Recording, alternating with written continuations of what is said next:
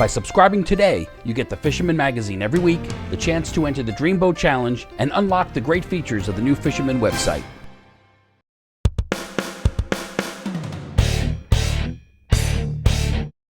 Hi, I'm Tom Schlichter, Managing Editor of the Fisherman Magazine, with a couple of Chum Pot tips.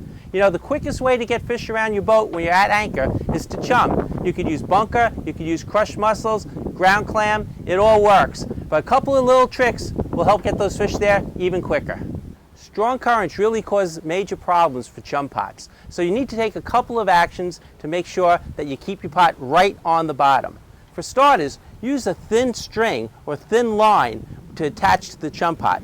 Heavy lines, like this one here, simply cause more water resistance and lift the pot right up off the bottom. In strong currents, a heavy chum pot helps. A light chum pot is going to lift up. So what I do to make my chum pot heavier is I'll add a couple of weights right to it. Just simply drop them right in. 10 to 14 ounces work well for each weight. You could go a little lighter, a little heavier, based on water depth and current strength. Of course, strong currents also push the chum out of your pot quicker. So to control the flow, I employ some duct tape.